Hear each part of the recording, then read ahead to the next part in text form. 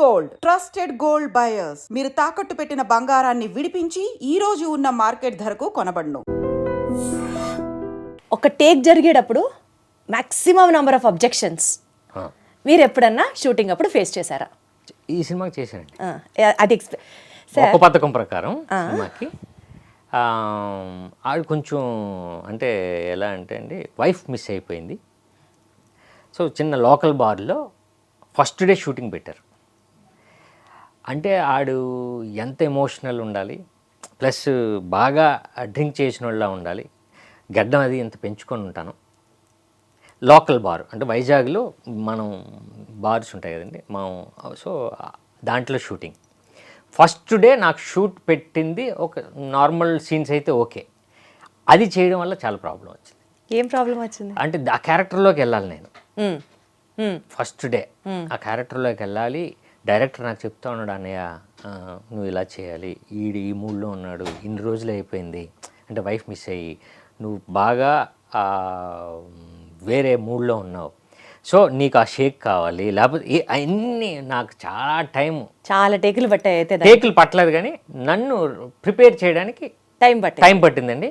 Once ఆ short అయిన తర్వాత సినిమాలో నేను అది పట్టుకుని వెళ్ళిపోయాను.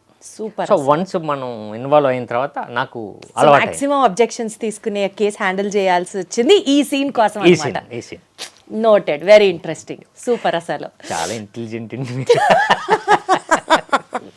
అసలు దీనికి కాదు, మీరు క్యారెక్టర్లో లాకి ఈ సినిమాకి నాది బాగా మీరు. Thank you. ఇది మాత్రం డిప్లొమసీ లేకుండా చెప్పారు. Thank you. Next question. ఈ సినిమాలో మీ ఫేవరెట్ లీగల్ ఫ్రేజ్ ఏంటండి?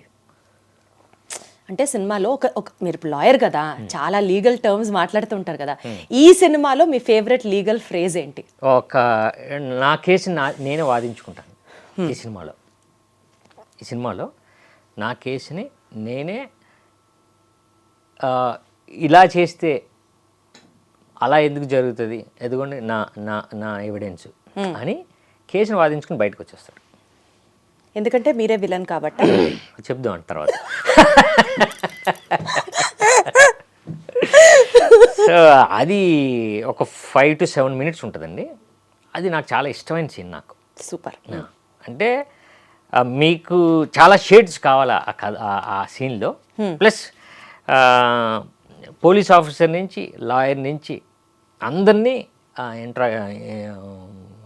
మనోడు క్వశ్చన్ చేస్తాడు. వేసి ఆ కేసు నుంచి అలా చేసి ఆయన అనిపించి బయటకు వచ్చేస్తాడు.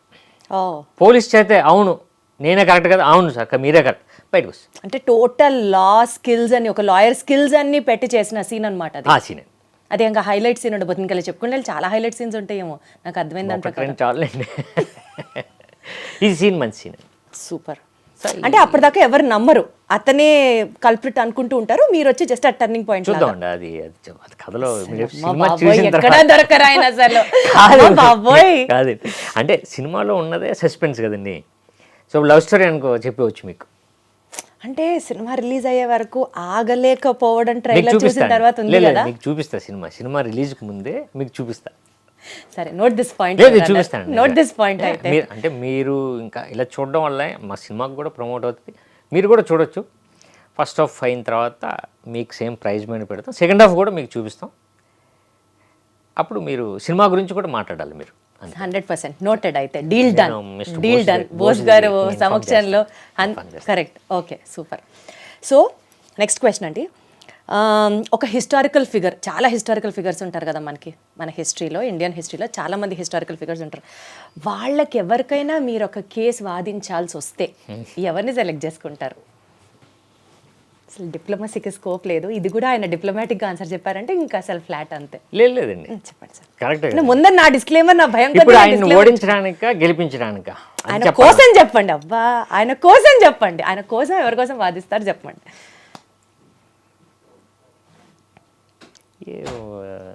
భలే క్వశ్చన్ వేసారండి. మీరు రాసుకున్నారా? మీకేమన్నా డౌటా? అంటే నేను అంటుంది, ఇప్పుడు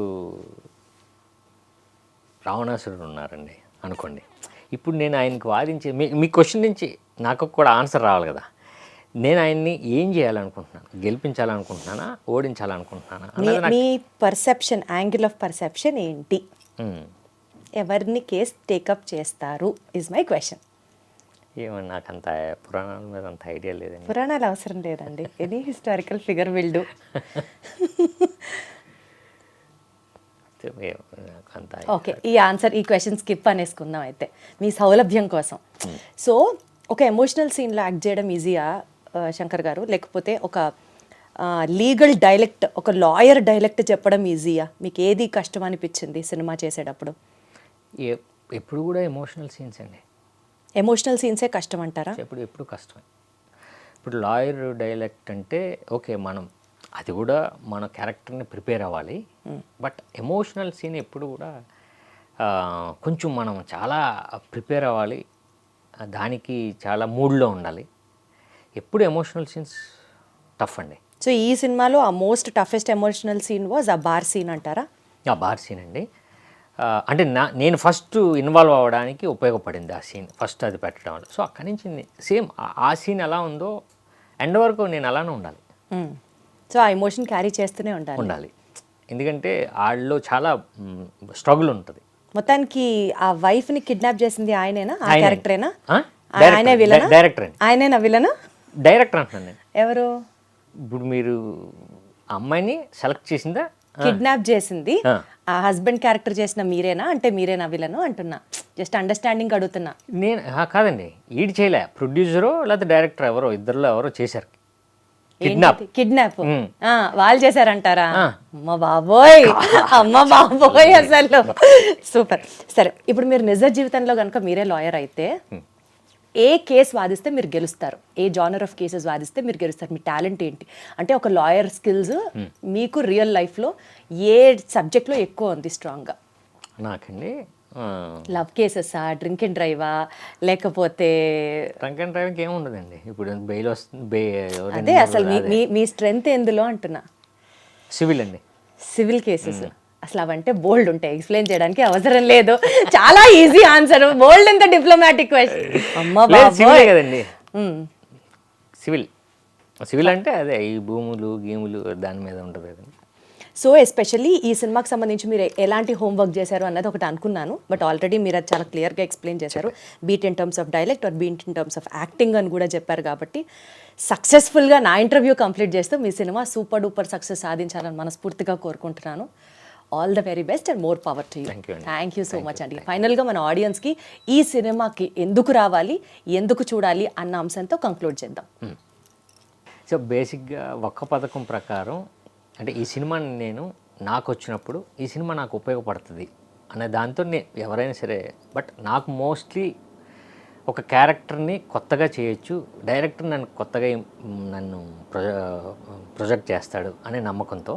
ప్లస్ రెండండి, మీరు సినిమాకి ఇది థ్రిల్లర్ సినిమా అని ఒక పథకం ప్రకారం అనే సెంటెన్సు అనే టైటిల్ని బట్టే ఇది మోస్ట్లీ ఇది క్రైమ్ ఫిల్ము అన్నది అర్థమవుతుంది. ఆ వాక్యంలోనే మ్యాక్సిమం మనం వాడేది ఆ థ్రిల్లర్కే వాడతాం, లేకపోతే ఆ క్రైమ్కే వాడతాం. ఒక పథకం ప్రకారం వీడు ఆ పని చేశాడు అని. సో ఆ టైటిల్ నుంచి ఇది థ్రిల్లర్ ఫిల్ము, సస్పెన్స్ ఫిల్ము అని వచ్చే ఆడియన్ను ఏమాత్రం నిరాశ పడడండి.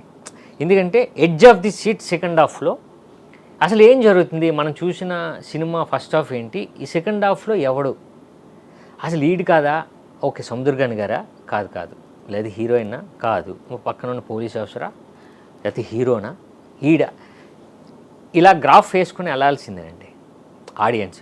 సో అంత థ్రిల్లింగ్ ఎలిమెంట్ ఆడియన్కి ఎప్పుడు నచ్చుతుంది, వండర్ఫుల్ నచ్చుతుంది. సో అది మాకు ఉపయోగపడుతుంది. వాళ్ళకు కూడా ఓకే సినిమా చూసాం, ఓకే కొత్తగా క్యారెక్టర్స్ బాగున్నాయి, కొత్త స్క్రీన్ ప్లే ఉంది, థ్రిల్లింగ్ ఎలిమెంట్ ఉంది, మనం అనుకున్నది కాదే అని ఫీల్ అవుతారండి. అది మాకు ఉపయోగపడుతుంది. సో ఆ వావ్ ఫ్యాక్టర్ ఒకటే జనాల్ని తెప్పిస్తుంది హాల్స్కి అన్నది మీ నమ్మకం అండి. మేము అందుకనే ఆ పబ్లిసిటీతో వెళ్తున్నామండి. సో డెఫినెట్గా మాది తప్పు కాదని సినిమాలో ఉంది అది. Done, perfect. సో ఇంకా ఎక్కువ విలన్ ఎవరు అని నేను కూడా మిమ్మల్ని అడిగి ఇబ్బంది పెట్టదలుచుకోవట్లేదు. అట్లీస్ట్ ఇంటర్వ్యూ అయిపోయిన తర్వాత అయినా పర్సనల్గా అడిగి తెలుసుకుందాం అన్న ఒక చెప్తాను. ఫీలింగ్తో ఉన్నాను. కాదండి, నేను చెప్పానుగా మీకు సినిమా చూపిస్తా, డన్ డన్ డన్ చూపిస్తా. అందుకని ఇంకా ఈ ఇంటర్వ్యూలో ఎక్కువ సాగతీయకుండా సినిమా చూపిస్తా. మేము ఒకసారి మీకు షో వేసినప్పుడు సేమ్ కంటెస్ట్ అండి. మీరు వెళ్ళే ముందు మేము అక్కడ 10,000 పెడతాం, మీరు చూసి వచ్చి రాసేవచ్చు అక్కడ. Done, noted, deal done. ఇందాకే అనుకున్నాగా. థ్యాంక్ యూ సో మచ్ అండి. ఆల్ ద బెస్ట్ మీకు, మీ టీమ్కి. ఈ సినిమా సూపర్ సక్సెస్తో మళ్ళీ మీరు ఆ హిట్ ఫామ్లోకి వచ్చాలని మనస్ఫూర్తిగా కోరుకుంటూ thank you. Good luck to you. Thank you అండి.